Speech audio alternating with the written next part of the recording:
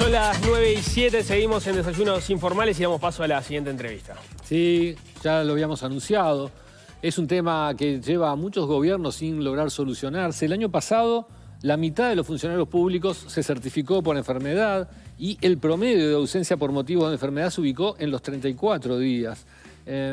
Son datos que impactan. El gobierno tiene ahora un proyecto para tratar de abordar este tema que, como decíamos, ha sido largamente denunciado desde otros gobiernos. Recordábamos al presidente José Mujica hablar de este tema y plantear algún tipo de solución. Lo que pretende el gobierno es que los primeros 3 días de enfermedad no se paguen, que es lo que ocurre en el sector privado, y que una vez que comience a pagarse la licencia por enfermedad, no se cobre el 100%, sino el 75% del salario. Hay otras modificaciones. La diputada del Frente Amplio, Betiana Díaz, acaba de decir que son un mamarracho. Para hablar de este tema, tenemos al director de la Oficina de Servicio Civil, Conrado Ramos. Bienvenido. Bienvenido, buenos días. Bienvenido.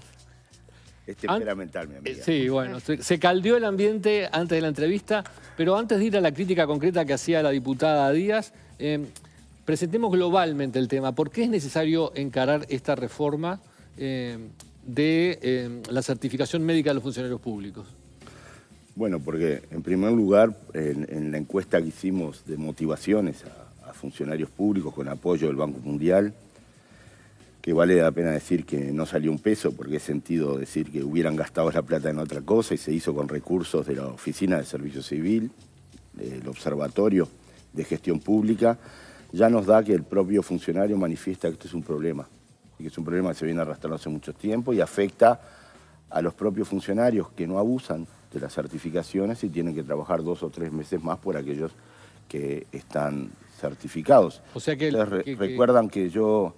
Sí, una vez que tuve una declaración infeliz por unos datos que me habían pasado de ANEP, que luego no los confirmaron, entonces quedé en falsa escuadra.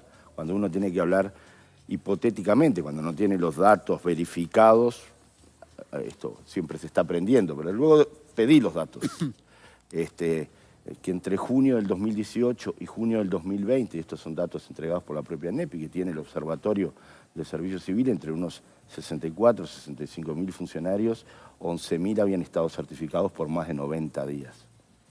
De Es enorme. 64.000, 11.000 habían estado certificados por más de 90 días en un sistema que además tiene, muchos días donde no se trabaja por el propio ciclo electivo. Uno empieza a decir cuántos días efectivos laborales, 90 días certificados, más de 90 días. No sabemos de 90 hasta cuándo.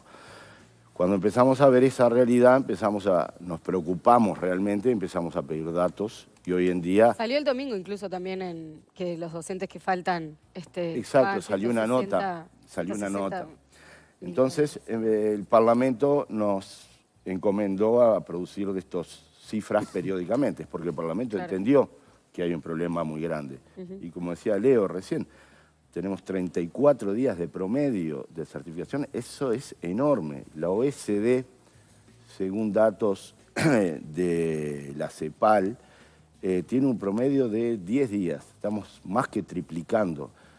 Sin tomar el Ministerio del Interior. Tomando el Ministerio del Interior, la Administración Central tendría un promedio de 46 días. Ahora eso es importante porque según la diputada Betiana Díaz... No es así. Está centralizado. Le tengo malas noticias, no es así. Ajá. El Ministerio del Interior lo que hace es acentúa un problema fuerte que existe. No es solamente el Ministerio del Interior. Entonces, los datos son muy claros. Los datos son muy claros. En la Administración Central son 32 días promedios sacando al Ministerio del Interior.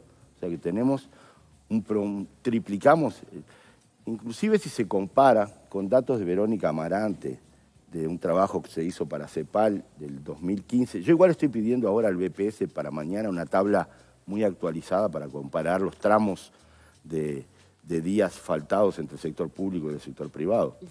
Pero de cualquier manera, en el estudio de Verónica Amarante lo que decía era que en el 2015 había un promedio de 7 subsidios pagados en el sector privado. Lo que quiere decir que son 7 más los 3 días primeros que se des cuenta, tenés un promedio de 10 días. O sea que tenés la tercera parte en el promedio de lo que se certifica en el sector público. Tenemos un problema y muy grande en el sector público.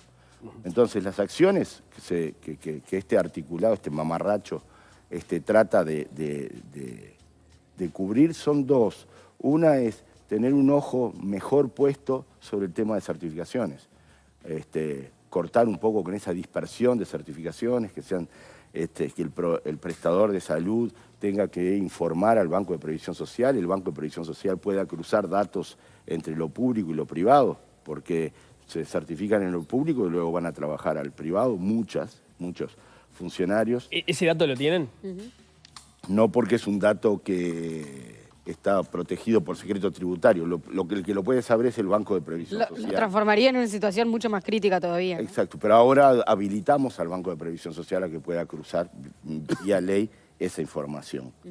Lo que hace muy crítica, como si tú esta información. O sea que, por un lado, es inclusive con multas a los prestadores cuando se constatan por auditorías hechas por el ACE, o el Ministerio de Salud Pública, que se pueda auditar mejor, es decir, lo que se quería, y este artículo que era lo que quería COFE también, que puede tener errores o no, y habrá que ver, y para eso está el ámbito parlamentario, para poder mejorar las cosas, ¿no? Si no, para qué está el Parlamento, si no es para negociar, debatir y ver si hay cosas a mejorar. Estos 5 ítems que se dicen en qué casos pierde el subsidio, o inclusive puede llegar a considerarse falta grave con inicio de una investigación extractiva y posible sumario. Inclusive se había pedido que si va el médico certificante y la persona no está en la casa, se considera falta grave, y nosotros dijimos, ojo con eso, que puede haber tenido una urgencia, hay que estudiar caso a caso. Y si es mejorable esto de por tomar medicación inconveniente, o no, que fue una de las cosas que se nos dijo que había que incluir, y si no corresponde, es mejorable, se puede discutir. Lo que no estamos dispuestos a ceder desde el Poder Ejecutivo, luego en la presentación, luego el Parlamento es el soberano para decidir qué forma toma finalmente el articulado, es que hay que dar un incentivo, claro, al partir del 4º día tiene que haber un descuento, como ocurre en el sector privado, si no estamos en planos completamente de desigualdad. Es más, para no castigar justos por pecadores, que es lo que se dice, se creó en ese artículo esta cuenta corriente que tendría el funcionario, que el primer año tiene 5 días al año donde no se le descuenta absolutamente nada. Luego se van sumando de a 3 días hasta llegar, por año, hasta llegar a 15 días. Y tú podés, si no faltaste en ese tiempo, tenés 15 días en tu valija donde podés usar para que no se te descuente si tuviste 2 gripes de una semana cada uno. Es decir... O sea, en esta hipótesis de alguien que se enferma y falta 3 días, que en teoría no debería cobrarlos, en la medida que no se repita y no se enferme muchas veces más, los cobraría igual. Mira, hoy estaba mirando las cifras que entregamos en Servicio Civil. El 65% de los funcionarios no suele faltar más de 10 días. Entonces, si uno le da una cuenta corriente de hasta 15 días, evidentemente a lo que vamos es a tratar de evitar los abusos, que los hay y muchos. Y es absurdo que hasta ahora nadie haya hincado el diente a esto. Ahora, una duda que me surge a propósito de estos datos que venís presentando. Si el 65% no falta más de 10 días, quiere decir que el 65% se comporta de la misma manera más o menos que el sector privado. Quiere decir que estas faltas escandalosas que suben el promedio de una manera impresionante están concentradas en este otro 45%. Sí, la pregunta que me surge... 35%, perdón. La pregunta que me surge es si estas modificaciones van a solucionar este tema y van a generar los incentivos necesarios para que esa gente deje de faltar, o el problema es otra cosa, de gente que está certificada y falta de a 100 días por año o no va nunca a trabajar, ¿no? Pero en el sector privado funciona, de que no tenés gente más de... Uno de los datos también que teníamos del BPS era que en el año 2018 y 2019 solamente 13 personas se certificaron más de 100 días.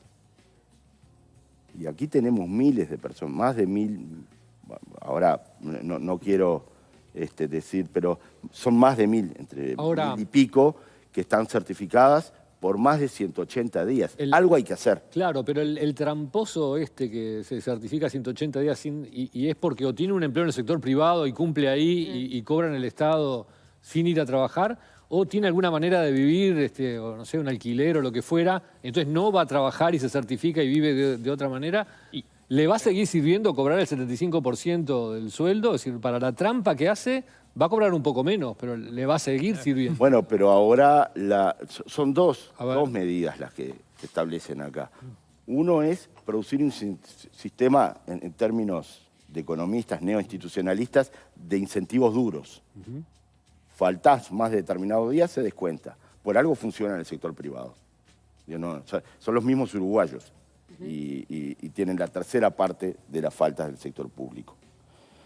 Por otro lado, mejorar los controles, que era lo que nos pidió el Parlamento también. Ahí es donde aparece el cruce de la información. Y ahí viene el cruce de la información, que el prestador tenga que por medios electrónicos entregarle la información al BPS, el BPS la entrega al Servicio Civil, nosotros se la entregamos a los liquidadores. Porque hay una crítica, o sea, hay una evaluación respecto a la facilidad con la que se consiguen los certificados médicos. Sí, hay una. Lo que sucede es que no se puede únicamente decir esto es mejorando las auditorías y persiguiendo médicos.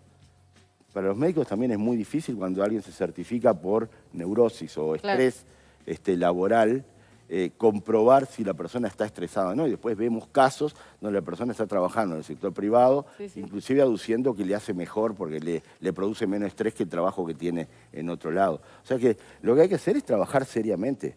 Y como la mayoría de los países de la OECD que tienen descuentos, los funcionarios públicos también. Cuando se dice el argumento de que se esgrime, bueno, pero entonces si nos van a poner en plan de igualdad, que nos paguen salario vacacional. Tenés estabilidad en el empleo. Ahora en la pandemia, vamos a un plano de igualdad total, vamos. Y más allá a ver si es más, te diré. Tiene muchos otros beneficios. En la administración central, tiene una especie de salario vacacional encubierto. Medio salario, el presentismo. El presentismo se inventó en la administración pasada, son 500 millones de dólares por año, 500 millones de pesos por año. La persona puede estar donde se le paga un promedio al funcionario de unos 22.000 pesos por presentismo. Ese presentismo, tú estás 3 meses seguidos certificados, 90 días consecutivos y cobras la mitad del presentismo. Presentismo. Increíble. Un salario vacacional encubierto, medio salario vacacional encubierto. O sea que no me tiren más la del salario vacacional porque es inllevable desde ningún punto de vista. O sea, lo bueno es que parece haber un gran consenso entre todo el sistema político de que esto se tiene que subsanar de alguna manera. ¿Usted cree que...? Pero el sistema político hace muchos años que no hace nada con esto. Por eso. Hay consenso, pero nadie hizo nada. Y más allá de que ahora Betiana lo definía como un mamarracho del articulado... Y bueno, ¿qué propone ella? No, ¿Qué propuso mi pregunta es su administración durante 15 años? A la que yo pertenecí. Y que no, digamos, ¿qué es lo que proponen? ¿Que únicamente persiguiendo médicos vamos a solucionar este problema o tenemos que generar un sistema de incentivos? Si vimos que funciona en el sector privado, ¿por qué no va a funcionar en el sector público? Pero ¿usted cree que es optimista en cuanto a generar estos espacios para que efectivamente se concreten medidas que se puedan implementar para solucionar todo y este el Parlamento primero se presentó en el ámbito de negociación colectiva. Yo estaba cuando se presentó a todos los sindicatos. O sea, esto sí se discutió. Sí se discutió. Se discutió en el ámbito de negociación colectiva, no fue aceptado, pero se discutió en el ámbito de negociación colectiva. Luego está el Parlamento. ¿Y por qué se elige la rendición de cuentas para plantearlo? Porque ahí venía otra de las críticas. Acá hubo un tema también de tiempos. Así como pasó también con la carrera administrativa o pasó por las reestructuras, acá entre la pandemia y la LUC se fueron comiendo todos los tiempos. Por suerte dio el tiempo de negociarlo, pero fueron cuestiones de tiempos como para presentarlo con una ley. Yo creo que si no hubiera estado la LUC, esto estaba pronto aproximadamente en noviembre del año pasado. Si no hubiera estado todo el interés del país concentrado en la negociación política de la LUC, hubiese habido más tiempo. Pero en algún momento... Y además, la ley de presupuesto es un buen ámbito, tiene los tiempos necesarios y es un buen ámbito para discutirse. Más allá de la tradición del país de leyes ómnibus, claro. Que hay todo un capítulo que como politólogo ahí me saco el sombrero y podemos discutir qué cosas deberían ir a una ley presupuestal o no. Mañana es cuando le toca pasar por la Comisión de Presupuestos integrada con Hacienda para explicar esto, pero a nivel de la coalición, ¿hay consenso para que avance de esta forma o ya le han planteado alguna duda? Bueno, esto ha sido planteado, lo hemos discutido en la bancada, en coordinación de bancada, y bueno, si hay algún artículo a mejorar, como estos que decíamos, de estudiar, un error en la medicación. de medicación inconveniente, o sea, pero que no va a la sustancia del proyecto. En cuanto a la sustancia del proyecto, hay mucha unanimidad a nivel de la bancada. Esto fue parte del articulado que sí pudo ingresar al proyecto de rendición de cuentas. Hubo una parte importante y polémica que quedó por fuera porque cuando se estaban haciendo los acuerdos salariales con COFE, desde COFE se advirtió que iba a ingresar un articulado para reformar la carrera funcional y que eso no había sido discutido y quedó finalmente afuera. Primero, ¿cómo viste que eso haya quedado afuera? Más allá de que tuvimos alguna conversación en la radio y sé lo que pensás, pero para explicar cómo viste ese movimiento. Está bien que haya quedado afuera, es materia de negociación colectiva, son leyes muy importantes, afectan ámbitos fundamentales, estructurales, es decir, cuáles son las condiciones de trabajo de la gente una vez que entra en un ministerio. Es fundamental. Lo que decíamos, cómo va a ser carrera una persona. La carrera puede ser algo muy técnico, pero hay que explicarlo en términos de que las personas se puedan ir desarrollando por sus méritos, capacitándose, desarrollándose, y no por pases en comisión u otras fórmulas donde me lleven a un lugar rico y un lugar pobre. Acabar con las chacras de lugares ricos y lugares pobres. ¿Te acordás en el programa de radio cuando se decían, bueno, a ver, el número 747, ¿qué compensaciones? Quiero, y ustedes hasta bromeaban de las 1000 y pico de compensaciones, cuál me toca, y entonces paso a ser un funcionario más rico o más pobre. Eso no puede ser más. Eso se fue acumulando, son inercias y problemas que se quería solucionar un problema, es decir, pagar más en un ámbito determinado porque las personas hacían determinada tarea, luego la terminan cobrando todos y termino generando chacras de riqueza y de pobreza dentro de la administración central y hace que la gente, especialmente la gente joven, no se mueva. Entrás y marchaste en tu organismo en el que tú entraste. Y eso es lo que en materia de gestión humana en el sector público se rechaza fundamentalmente, que la gente se pueda mover, sobre todo la gente joven, más capacitada, una línea salarial que está de espaldas al mercado. La gente menos capacitada cobra más, la gente más capacitada tiende a cobrar menos. Entonces, esto hay que meterle mano en algún día. Van 40 años, como dice Del Piazzo, donde miramos para otro lado con la función pública. Quedó afuera ahora. No hubo ni los consensos internos adecuados como para sacarlas, ni hubo tiempo de lograr las negociaciones externas. No digo los consensos, sino las negociaciones. A ver, la condición que se puso ahora ya... Sí. Es que empezamos a trabajar ahora en agosto.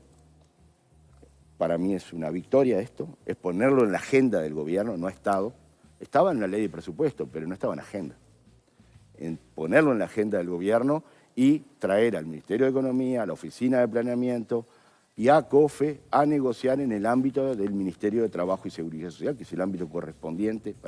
El plazo que nosotros calculamos para ida y vuelta y conseguir los consensos hasta donde se logren esos consensos es agosto, noviembre, para estar prontos para la próxima rendición de cuentas. O sea, esto que quedó afuera ahora, en la medida que haya consenso, se va a integrar a la rendición de cuentas del año que viene. O grandes acuerdos, yo no diría consenso. Claro, porque pueden haber COFE disensos. Perfectamente podría no estar de acuerdo con los cambios que se proponen. O dentro del como gobierno pasa con la mismo puede haber todavía algunas dudas, pero si hay grandes acuerdos, esto debería... Ahora, en términos de transparencia, todo esto, cuando discutimos... Va a cambiar radicalmente el escenario que tú muy bien estudiaste, cada una de las compensaciones, porque queda muy claro por qué se le paga a alguien. Es periodista especializado en policiales. Bueno, tiene un valor determinado de esa ocupación, gana tanto y da lo mismo donde trabaje. Esto hoy en día no existe, es ciencia ficción. Es profesional, asesor, y podrás ganar muy distinto. Por eso, si tú haces comunicación institucional y entraste por concurso en un ministerio, rico, ni loco vas a ascender a un cargo más alto en comunicación institucional a un ministerio pobre porque perdés plata. Entonces, eso es un absurdo. Claro. Y además, la gente, la ciudadanía no sabe por qué le pagamos a un funcionario. Claro. El funcionario no sabe por qué se le paga tampoco, porque tiene una escala salarial que no la entiende. No puede pedir préstamos tampoco por las compensaciones, porque esas compensaciones me las pueden sacar en cualquier momento. O sea que es un tembladeral, hace que no haya carrera, que no haya una promoción horizontal y vertical por mérito. Y el ciudadano que paga sus impuestos al Estado y dice, bueno, yo quiero servicios de calidad y un servicio civil que esté orgulloso de sí mismo, bueno, no lo vamos a lograr si no nos animamos a meterle mano a esto de una buena vez. Este cambio, por lo que has explicado, no implica necesariamente un costo para el Estado y tampoco implica que las personas que van a ver que se va a transformar la carrera funcional pierdan dinero en sus casos concretos. Eventualmente eso puede suceder cuando se vuelva a llenar esa vacante. Exactamente, nadie pierde dinero. Si tú hoy en día con las compensaciones, porque estás en un lugar rico, pero tu ocupación no aporta tanto valor, y estás ganando 140.000. Hay personas que ganan 180.000 pesos de compensaciones. Digo, ¿qué hace esa persona? No sé muy bien porque estaba escondido en un escalafón. No sabemos bien lo que hace. Quizás merece ese dinero, pero no en el ítem de compensación, sino como parte de si tuviese que ser su salario, bueno, pero que sea transparente. No hay salarios de 180.000 pesos porque están topeados. Solamente se llega a través de esas compensaciones. Pero... Ahora, lo que pasa es que eso cuando hablamos de salarios públicos, si vienen los sindicatos y nos dicen, bueno, pero acá el promedio de salario es tanto... Sin compensación. Claro, nos estamos perdiendo todo eso que está ajeno al debate público. Está ajeno al debate. Es un Estado en las sombras que se ha ido construyendo y en algún momento hay que transparentar esto. Por orgullo para el funcionario, porque digo, lo que yo hago vale tanto. Y salís a decirlo a todos lados. Si falto a trabajar más de X manera, se me descuenta, igual que el sector privado. En realidad lo que estamos haciendo es devolviéndole, lo que hay que hacer es que acompañarlo de cuando haya una vacante se concurse, no como ahora que hace 10 años que el 90% de los funcionarios no asciende. Por eso poníamos en el proyecto que cada 2 años es obligación llenar las vacantes cuando se producen vacantes de ascenso. Entonces, se le exige, pero también se le dan oportunidades. Capacitación, que el funcionario pueda capacitarse cuando así lo desea. Hoy en día tenías que ser un jerarca, te tenía que mandar a un curso de capacitación. Vos no te podías anotar por vos mismo. El interior no le llegaban los cursos de capacitación. O sea, hay que dar para poder exigir. Ahora, si estamos hablando de una transformación que le dota de mayor racionalidad al sistema, que lo dota de mayor transparencia, que permite el crecimiento de funcionarios que hoy por hoy no están creciendo, que no tiene costo para el Estado y que no implica pérdida salarial para el propio funcionario, ¿por qué hace tantos años que no sale? ¿Por qué no sale ahora? Y porque no es fácil democratizar la administración pública. Es decir, que los lugares privilegiados admitan que no van a seguir siendo privilegiados para poder redistribuir con los lugares más pobres. Adentro mismo del Estado no es fácil producir estos cambios. Por eso es que una vez, es el Uruguay corporativo, una vez que una corporación, y por corporación me refiero a todos nosotros, yo soy de la Universidad República, somos todos unas corporaciones, una vez que una corporación obtiene un beneficio, un valor, no lo larga ni a palos, aunque sea injusto. Entonces es muy difícil mover y además hay que aprender a hacer las cosas distintas. Hoy en día hay un sistema discrecional, te doy la bolsita, no te doy la bolsita, eso pasa a ser un sistema donde es transparente y para poder premiar o pagar más algo, me tenés que demostrar que tiene mayor valor público esa ocupación. Hay que transparentarlo y para eso montamos un sistema OPP, Servicio Civil, Ministerio de Economía, que analicen, porque esto es dinámico. Una ocupación puede valer mucho hoy y el día de mañana bajar su valor y hay que ir analizando. Está bien, yo lo que entiendo entonces de esto es que las compensaciones, digamos, son una llave para el jerarca que las puede otorgar, porque con esto puede calmar algunos focos de incendio que se le presenten en determinados lugares sin tener que acudir a una gran torta de dinero para darle parejo a todo el mundo. Y de la misma manera, para los trabajadores, movilizados, que tienen capacidad de presión, es más fácil lograr estas compensaciones concretas y no necesariamente una reivindicación que vaya todo el sistema y que sale mucho más caro y que por lo tanto sería inviable. Nada que agregar a lo que dijiste. Bien. Conrado Ramos, director de la Oficina Nacional del Servicio Civil, muchas gracias por la entrevista. Muchas gracias. Buenas Muchas gracias. Hiciste el análisis perfecto. Muchas gracias. Nosotros